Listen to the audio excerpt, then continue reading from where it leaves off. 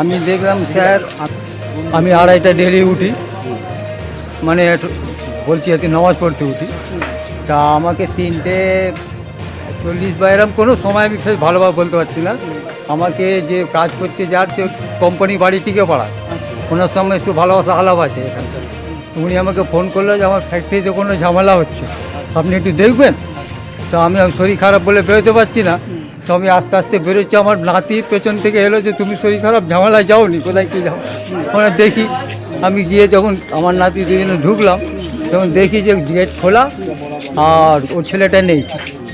দুটো ছেলে ছিল, একটা নেই, আর একটা মানে পড়ে আছে। আর আমি দূর থেকে রক্ত দেখে স্যার আমি আর দাঁড়াইনি, আমি ভয়েতে টুক করে বেরিয়ে চলে গেলাম। ওরা কোথায় থাকতো আগে? এটা আমি এটা বলতে পারি না। এটা আগে বাড়ি কোথায় ওর? ওর বাড়িটা সে কোম্পানি বলতে পারো, আমারও তো এখানের লোক, কাজ করতো এখানে? এখানে কাজ করতে 10 দিন হচ্ছে তখন এসে। খালি রক্ত পড়ে আছে দেখলে? ব্যাস ওইটাই আমি দেখলাম। আর কোম্পানিতে কাজ করতো? এই তো এখানে চেয়ার এখানেই কাজ করতো? এখানেই কাজ করতে। কতদিন ধরে আছে? এই প্রায় 10 দিন, এক সপ্তাহ। দুজনই ছিল ওই ঘরটায়? দুজনেই ছিল ব্যাস। আর আপনার নাম? আমার নাম শেখ আলী।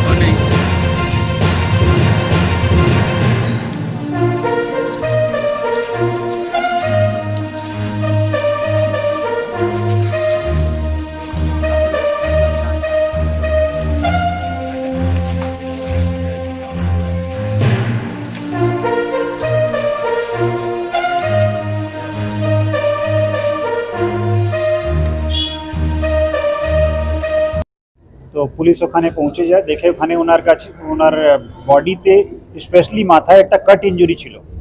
মনে হচ্ছিল কি কেউ তাকে কুপিয়ে মেরেছে। আর পাশে একজন और ছিলেন, তার হাতে ইঞ্জুরি ছিল।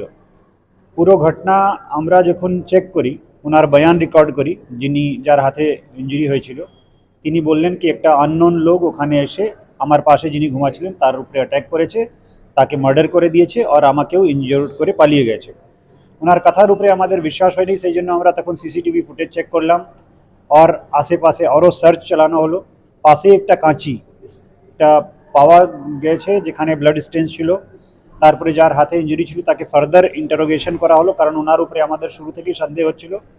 উনি ওনার ক্রাইমটাকে অ্যাকসেপ্ট করলেন, কনফেস করলেন। উনি বলেছেন যে এই মার্ডার উনি করেছেন।